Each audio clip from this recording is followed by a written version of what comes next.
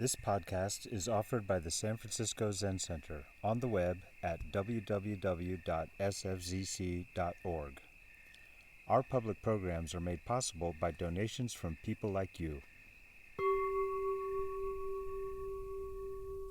So, being in this seat and having you chant the chant that you just chanted,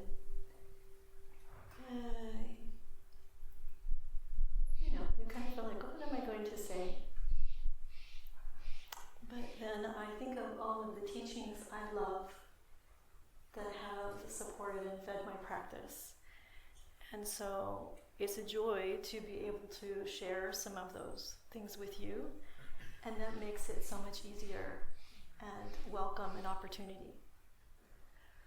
So today I'll share with you a discourse. It's a little long, by Ryokan, one of our Japanese ancestors. Maybe a small poem, again, by Shide Pickup, who I read a poem of his on Wednesday. And then a koan that's in the collection that my teacher compiled of modern American koans. And it's in a book called 49 Fingers. And I'd also like to offer some support for your Zazen practice. So some maybe instructions you have heard before or haven't heard before, but maybe, we're adult learners, so hearing things a couple times helps us learn, I think. Yeah.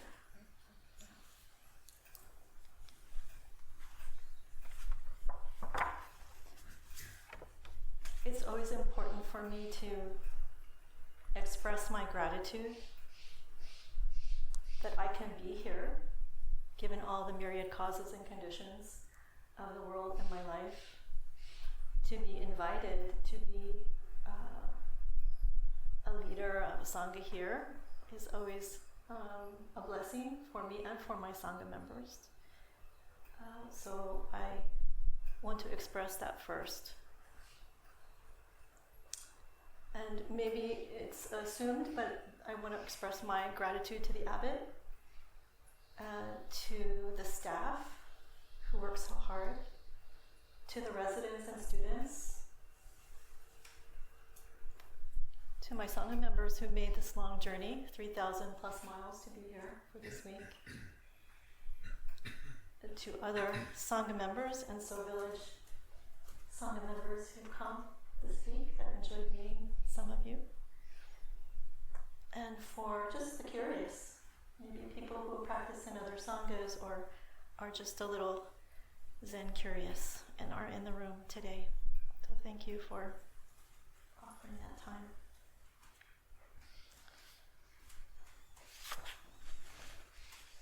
My name is Inryu. It was given to me by my Dharma teacher, Dairyu. Dairyu is Great Dragon, Michael Langer. And he is a resident at Enzo Village that some of you may have met or may yet to meet. I hope you get to meet him. So he's maybe used to be a really big guy. And he's still a big presence. He's still a big guy in my heart and mind, but he gave me the name Inryu, Hidden Dragon.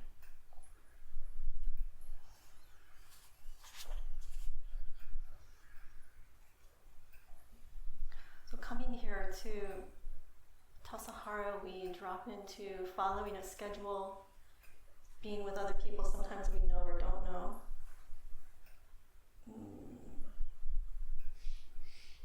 Stubbing our rocks, or our feet, our toes on the rocky path to the bathhouse. Finding little spaces, our own little caves to sit in a nice chair in a breeze area in the back garden or in the lounge or something, finding a little cave. Maybe to be in conversation with someone. I hope each of you has some sort of conversation with an individual that you take home with you. That's important.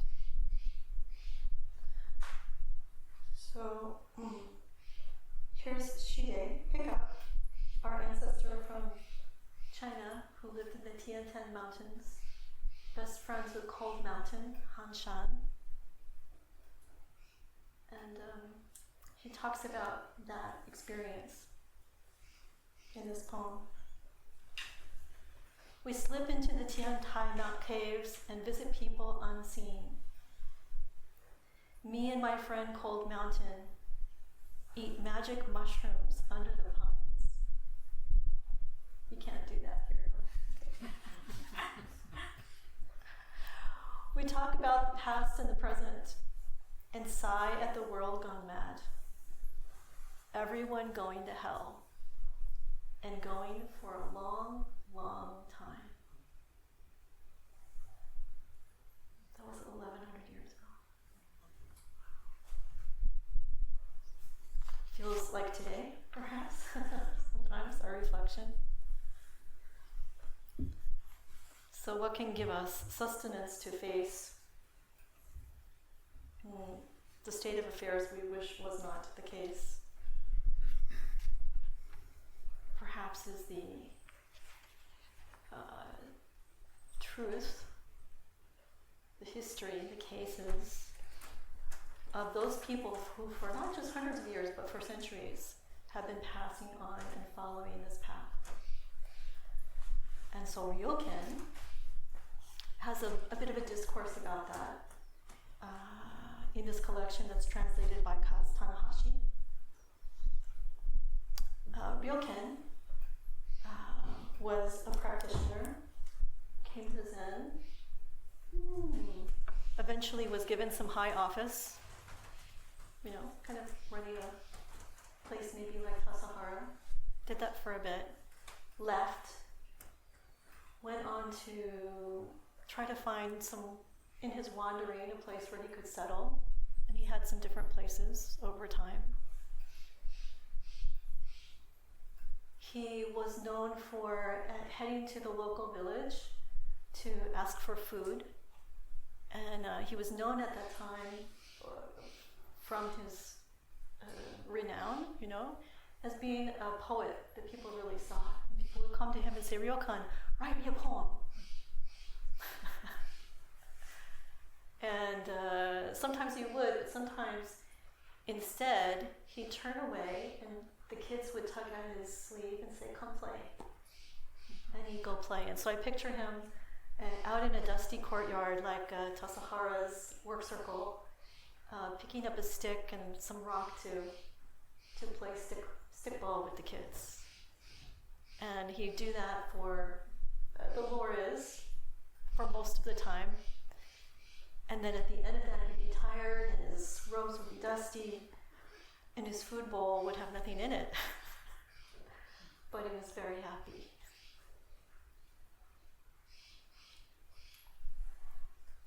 Later, he had a caregiver in his elder years, whom it said he fell in love with.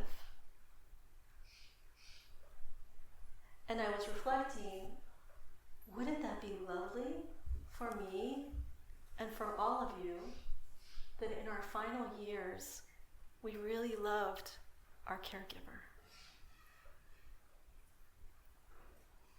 Wouldn't that be a wonderful way to be in that experience of our lives? So Ryokan writes about these things and has had many stages in his life, as have all of we. And maybe more stages to come.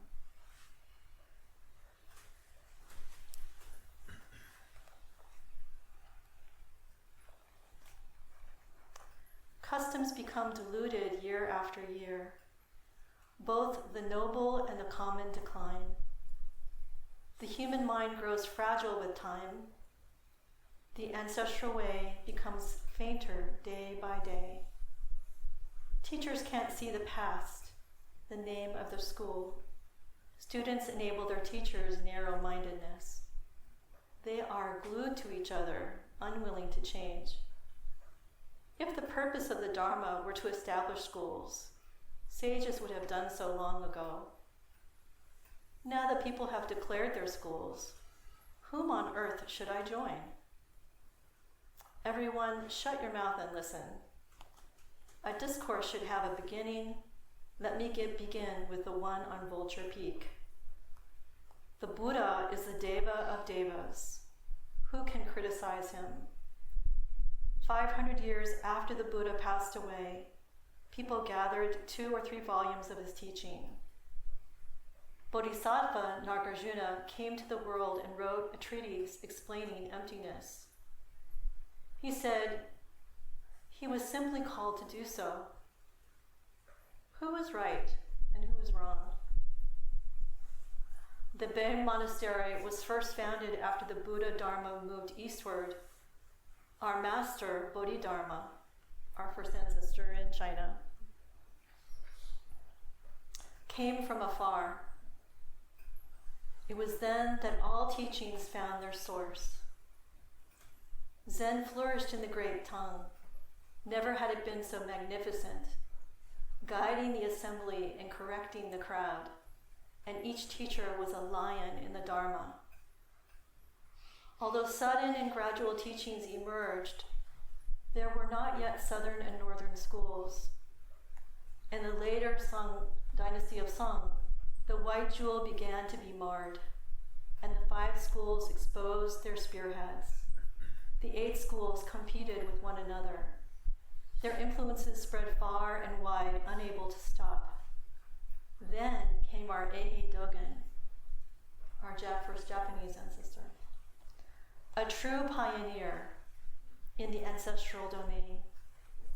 He carried Taibo's seal of approval. His voice resounded like thunder throughout the country.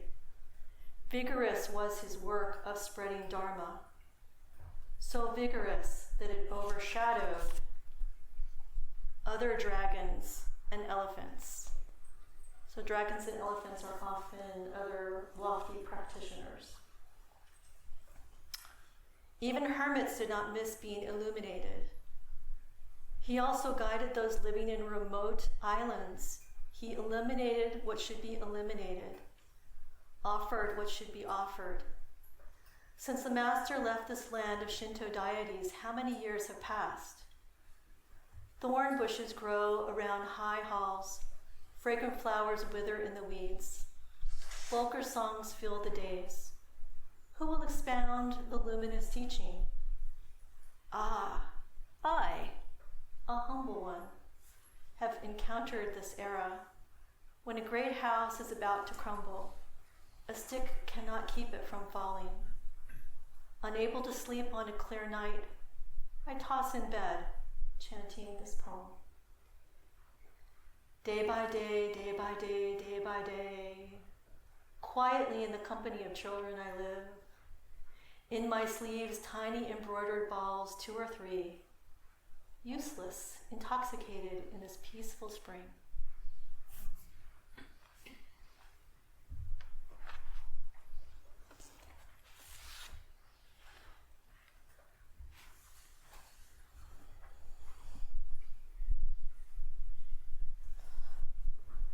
Yesterday, or Wednesday, whatever day that was, 2 days ago, we talked about Suzuki Roshi's offering some instruction about Mahamudra, or cosmic mudra, in practice.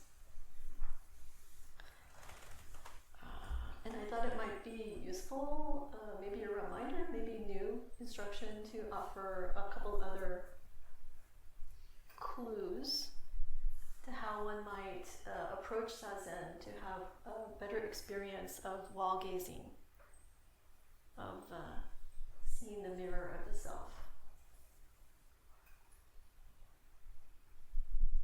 So one thing I offer is to think of if you've ever seen a bird, when it comes down and its feet are on something stable, it's no longer flying. It takes time to kind of tuck its feathers a certain way and lay both wings behind it. So I like to think in myself, or as I advise students, to kind of lift and open the heart and allow your shoulders, which are your wings, to settle back and drop down to rest against your back.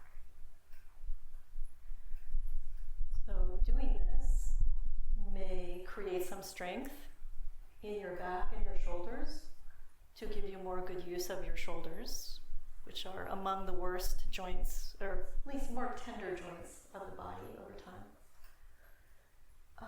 But also it may allow your digestion and your breathing to be better, to have your wings in this placement.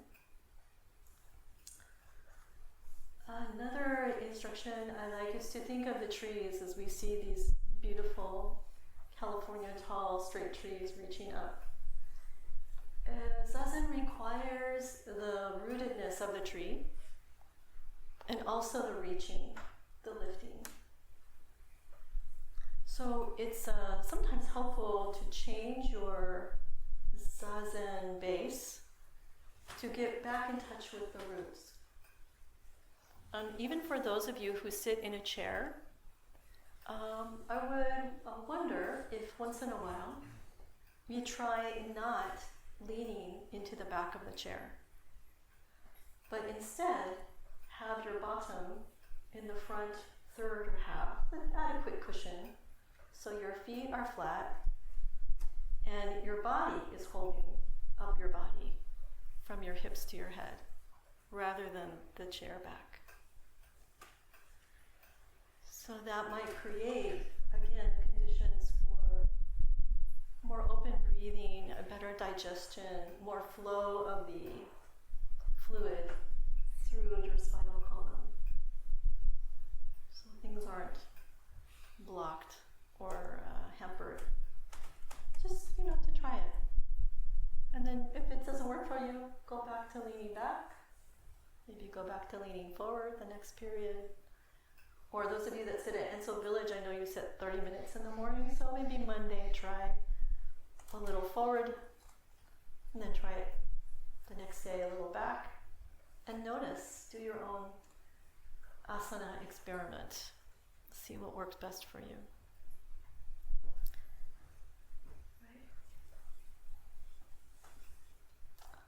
And Dogen talks about the placement of the nose. I think that's really important. It says something about the nose over the navel. We think, our nose is always over our navel, but when I look around the room at people doing Zazen, I see what looks like a cobra. The rounded kind of head of the cobra, and the nose is over here, really forward. But the power of the cobra, right, is when it pulls its head back and it can see very clearly what its aim is. So for most of us, moving the flat of the nose toward the back of the head a little bit will reposition the nose over the navel and again create a different kind of breath, a different kind of openness in the chest, and a poised, ready energy, right, to be awake. They say the perfect asana is to be in effortless effort. And it may take some time to build into that effortless sensation of it. But there should be a little effort, I think, to have clarity, to see your aim, to see that blank wall in front of you.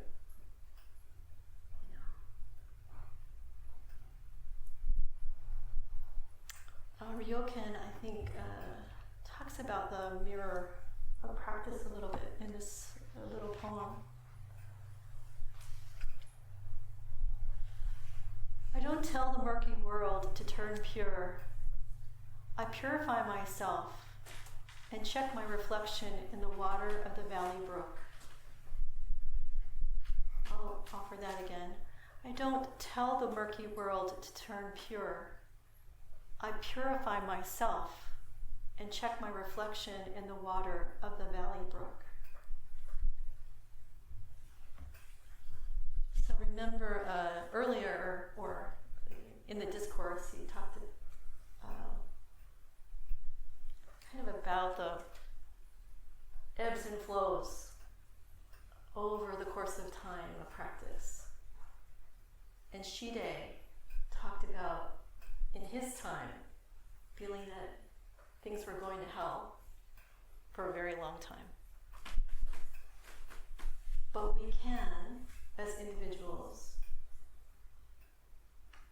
look at our own selves.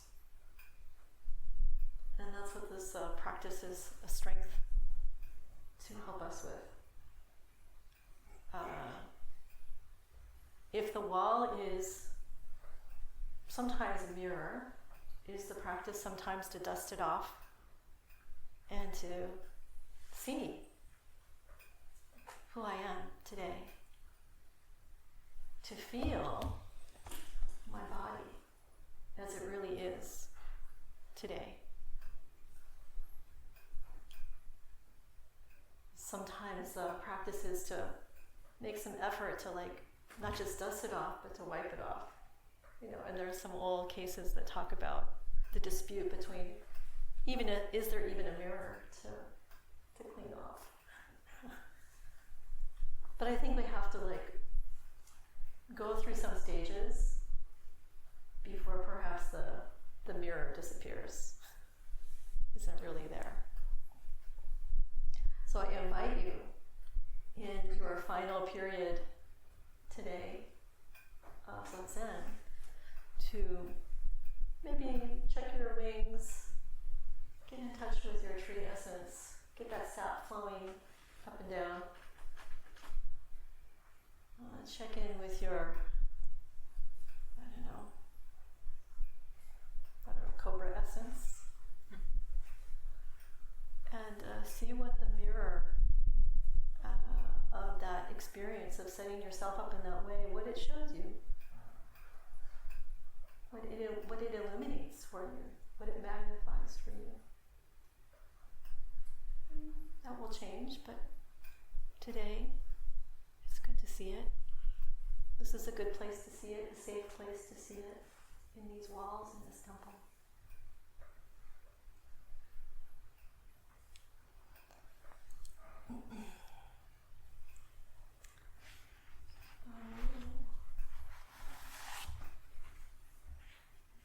I think when there's an opportunity to be in a space where that is happening,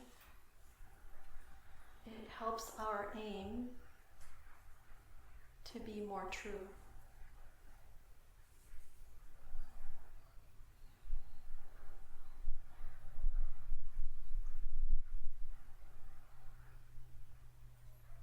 And sometimes we still miss the mark and then come back and try to settle into a place where the next time we aim, we're closer to the mark.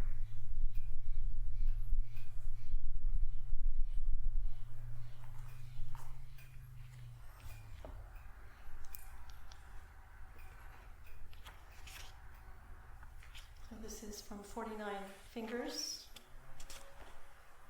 a collection of modern American koans by the Great Dragon. The case.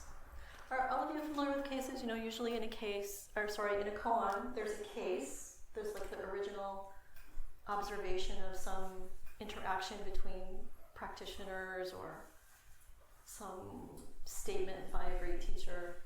Then there's a commentary, and then there's a verse. So these are all done in that same fashion. So the case is probably the most important part. You could read that alone and try to kind of let it saturate yourself and figure out what it means or says or doesn't say. Commentary can be opening, can be helpful sometimes. Somebody who's studying it before you can unlock something you didn't see. And then poems, of course, always are meant to unlock our brains and help us see a little bit of what is hidden or mysterious. So this is done in the same fashion. There's a case, there's a commentary, and there's a verse. This is case 49. Kobenchino Roshi was at Esalen with Shibata Sensei, his Kyoto archery teacher. Shibata Sensei shot a target and then handed the bow and arrow to Koban, inviting him to demonstrate his skill. Koban took the arrow and bow, turned, and with a complete attention and care, shot the arrow into the ocean. When it hit the water, he said, "Bullseye!"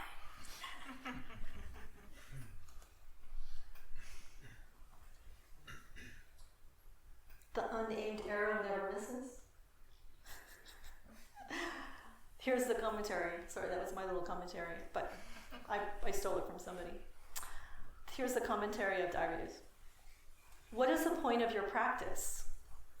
What are you aiming for? Do you hit the mark? The clearer you are about what you want, the more likely you will hit the mark, or even know whether you hit it or not. What grade do you give your practice? 1 mark? 0 marks? Groucho marks? Do you have a score to settle? Koban's arrow reaches everywhere. Here's the verse. Don't stop at the bullseye. Keep going. Gate, gate, parasamgate, bodhisvaha.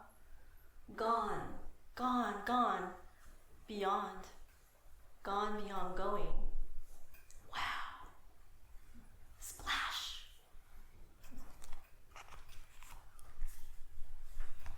So that's a fun one.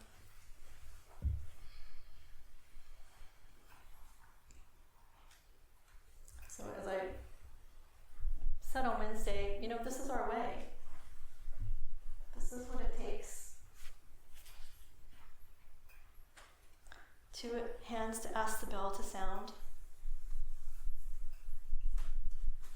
to bake and deliver the bread, 2 feet to stand on the mountain,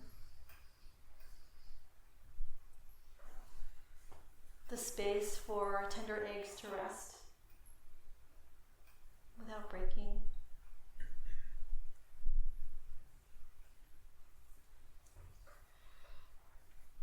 To take the body you have and do the best and most in this moment with it that you can.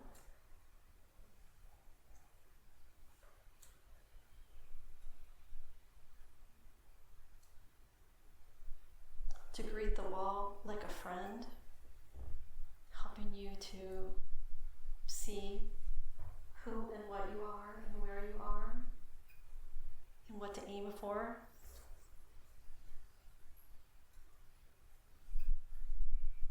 To have this not so easy Zazen practice to make us stronger, right? To pull us out of the lethargy forward instead to up and proud and tall and ready for whatever comes next.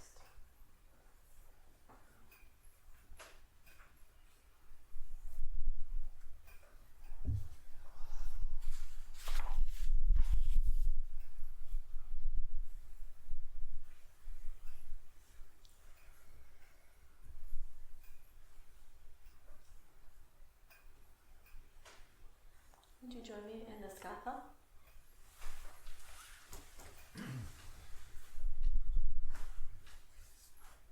May we, with all beings, engage fully in our lives with whatever body, whatever history we come to this moment in.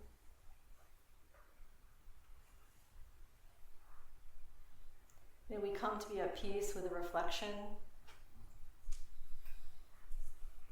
and the embodiment of what is. To come to love the truth and to love the mystery of what's not easy to comprehend. Keep going. And enjoy the splash. Thank you for listening. Thank you for listening to this podcast offered by the San Francisco Zen Center. Our Dharma talks are offered free of charge, and this is made possible by the donations we receive. Your financial support helps us to continue to offer the Dharma. For more information, visit sfcc.org and click Giving.